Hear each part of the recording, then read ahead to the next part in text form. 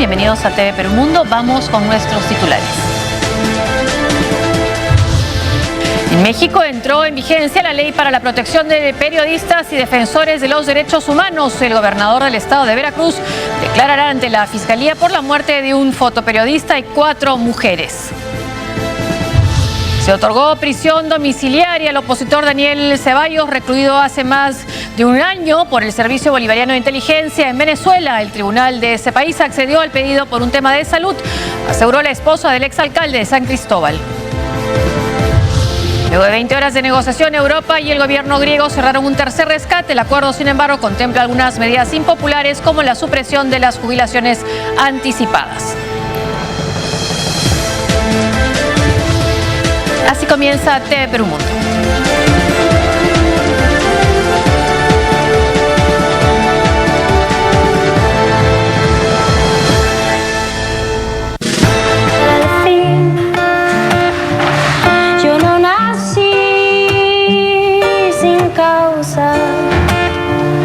Yo no nací sin fe. Mi corazón pega fuerte para gritar a los que no sienten. Así perseguí a la felicidad. Voy a crear un canto para el cielo respetar, para mover las raíces de este campo y hacerlo brotar, para mover las aguas y el veneno verde que hay por ahí, para el espíritu elevar y dejarlo vivir en paz. Yo no nací sin causa, yo no nací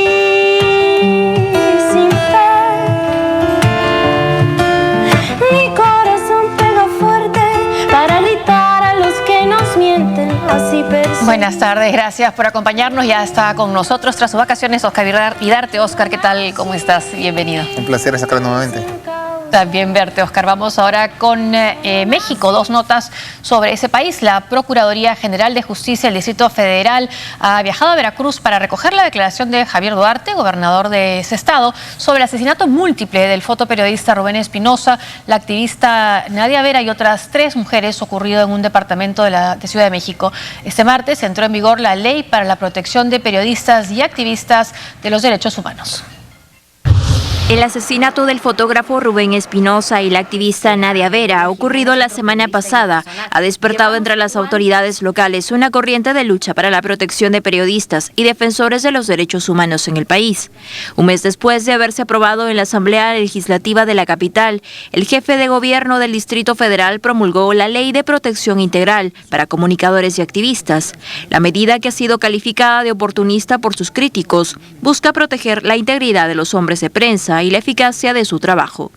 Queremos continuar con un trabajo permanente, queremos reiterar el refugio, la protección y por supuesto la atención que debe brindar la capital de la República a todos y cada uno de los compañeros y compañeras que ejercen el periodismo, para que lo hagan con plenitud, para que lo hagan con crítica, para que lo hagan en el ejercicio pleno de sus derechos y lo más importante, para que lo hagan con seguridad.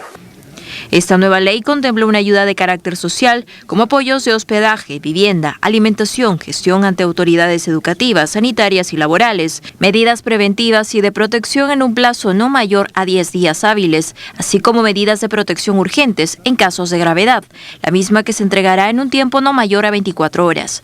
Por otro lado, el titular del Distrito Federal anunció que un equipo de la Procuraduría viajará al estado de Veracruz para interrogar al gobernador de la jurisdicción, Javier Duarte de Ochoa, por su implicación en la muerte del periodista Rubén Espinosa y 4 mujeres en un departamento de la colonia de Narvarte, en la ciudad capital.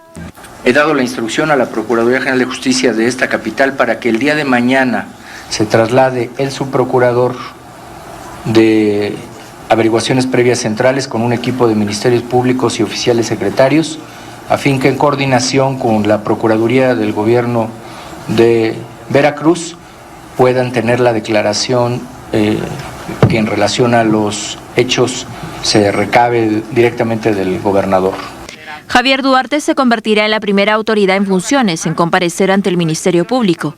Sus declaraciones son trascendentales, pues tanto Rubén Espinosa como Nadia Vera ejercían sus actividades en Veracruz, entidad que abandonaron tras recibir amenazas de muerte procedentes del gobierno local. El cuarto tribunal colegiado en materia penal del Distrito Federal ratificó el fallo que suspende la orden de extradición a Estados Unidos contra el narcotraficante Joaquín El Chapo Guzmán.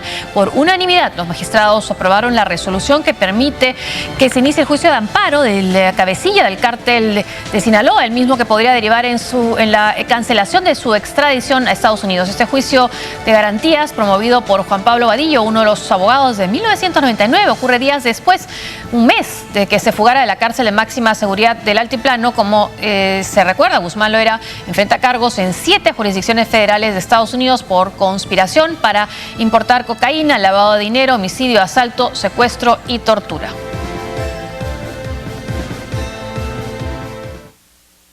Bueno, la defensa del Chapo Guzmán y el Chapo Guzmán, ahora prófugo, ha obtenido esta victoria judicial, que inicialmente el gobierno de Peña Nieto lo que sostenía es que sí querían, no le iban a extraditar cuando fue su segunda detención, querían juzgarlo en México para fortalecer el sistema judicial mexicano, pero ante su fuga ya cambiaron de opinión y más bien están buscando su extradición a través de la Procuraduría. Este es un revés entonces para el sistema de justicia mexicano, que se le apruebe al Chapo esta posibilidad de no extradición. A ver, ciertamente acordémonos que el Chapo Guzmán se escapó 2 veces de cárceles, y a pesar de una primera vez el gobierno intentó aún darle confianza, fortaleza a su sistema penitenciario, diciéndole a Estados Unidos que está en la capacidad de poder de controlar a un precio de tanta importancia. Bueno, esa realidad pues ya se demostró que no existe. El Chapo Guzmán está libre, se ha escapado, y ante esto el gobierno ha aceptado, o mejor dicho, a través de la Procuraduría aceptó pues el pedido de extradición por parte de Estados Unidos. Ahora, lo que ha ganado la defensa de Chapo no es que dejen de buscarlo, sino básicamente su captura con orden de extradición, así que es muy puntual. Así es. Ahora, más allá del tema jurídico, porque me parece que puede haber un tema jurídico importante a analizar, hay un tema político, ¿no? Hay un tema político muy sensible, y yo rápidamente utilizo el ejemplo que sucedió en Colombia. ¿Qué pasó en Colombia cuando el gobierno se propuso extraditar a los líderes del narcotráfico? Lo que propuso, lo que promovió básicamente esa política fue una ola de violencia muy fuerte entre los grupos los extraditables. Entre los grupos ilegales y el gobierno, que llevó pues a que el gobierno inclusive dé su brazo a torcer y paralice las extradiciones y cree condiciones para que ellos sean juzgados dentro de Colombia. Yo no digo que esto vaya a pasar en México, pero estos grupos, por lo menos el que lidera el Chapo Guzmán, el cartel de Sinaloa, tiene tal poder por los montos, por el dinero que mueve anualmente, y además ya lo demostró en los últimos meses, que tiene la capacidad inclusive de enfrentarse a las tropas militares, de enfrentarse a la fuerza del orden del Estado mexicano, que yo creo que si intentamos políticamente, ya no jurídicamente, promover la extradición, podríamos estar frente a un escenario bastante complicado.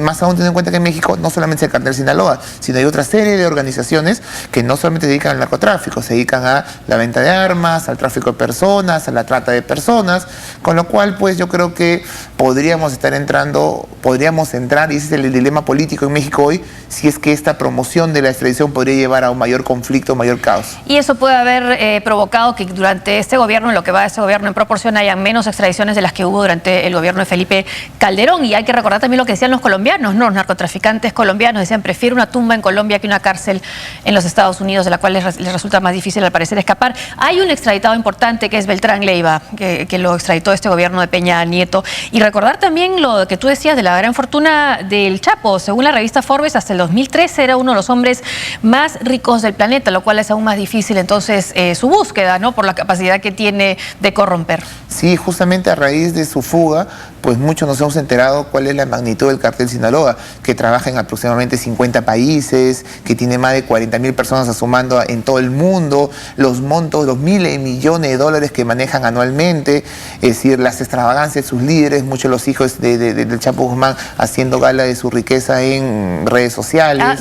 Y además haciendo gala también de que se va a escapar, anunciando su escape. Además, anunciando la posibilidad de que suceda su escape. Sí, nomás se escapa, decían. Y frente a esto, un Estado mexicano que ya viene siendo cuestionado, después de lo de Ayotzinapa, viene siendo cuestionado por sus vínculos con estos tipos de grupos, por cómo la fuerza del orden, los funcionarios públicos se vinculan con estos grupos, y no solamente eso, sino también inclusive siendo proclives o permitiendo su salida, porque es obvio que Chapo Guzmán tiene que haber salido con alguna complicidad de funcionarios públicos, ya que es obvio que tratándose del cartel Sinaloa, todos sabíamos que ellos son expertos en los túneles, que lo han hecho justamente para traficar droga entre la frontera entre México y Estados Unidos durante mucho tiempo, de que es una posibilidad real de que esto pueda suceder como lo ha sucedido en otros países, y que no haya ese tipo de cuidados para un personaje tan importante detenido como Chapo Guzmán, pues tiene que haber un tipo de complicidad.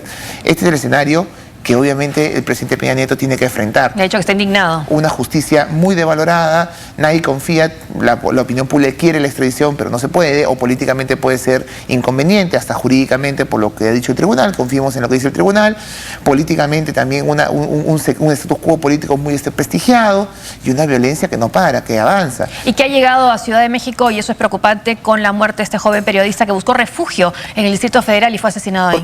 Porque pasa lo mismo lo que pasa de lo que sucedió, por ejemplo, en Colombia o en un momento en el Perú en los 80s, que de alguna manera la capital se ve pues librada de lo que es la violencia que vive el país.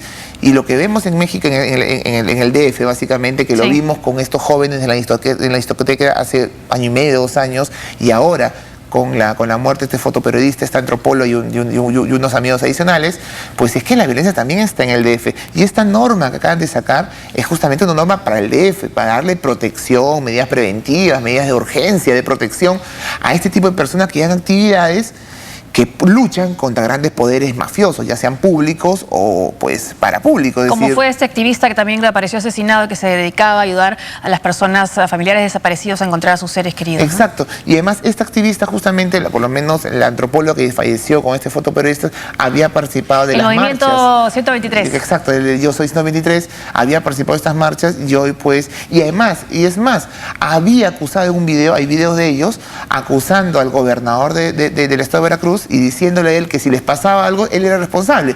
Porque ellos, además de investigar temas vinculados con los grupos irregulares, también habían investigado temas en donde estaba implicado el propio gobernador de Veracruz.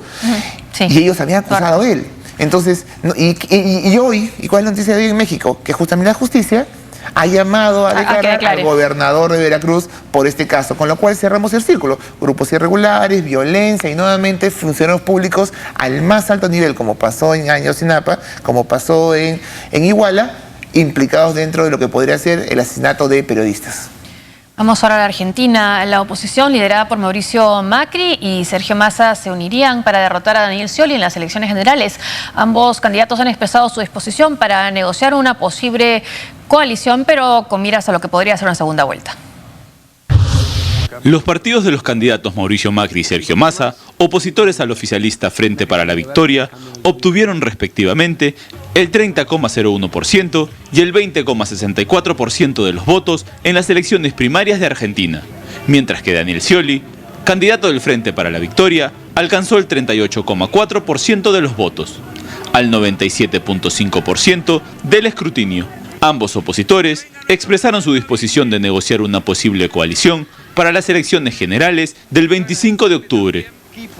Macri indicó que está convencido de que Scioli no alcanzará el 45% de los votos que le permitirían ganar la presidencia en primera vuelta. El conservador recalcó que la elección está abierta, por lo que es el momento de negociar y garantizar compromisos políticos hacia adelante. Por su parte, el peronista disidente Sergio Massa también planteó la posibilidad de unirse, pero en una segunda vuelta. Hay un lugar para una tercera vía que no sea ni volver a los 90 ni continuar como estamos, manifestó Massa, quien aspira a competir con Mauricio Macri en las elecciones generales de octubre. Por su parte, el candidato oficialista Daniel Scioli, al haber ganado las primarias, se mostró satisfecho por los resultados y añadió que va a trabajar muy arduo para persuadir a la mayor cantidad de argentinos en las generales. Recordemos que el ganador del proceso electoral asumirá la presidencia el 10 de diciembre.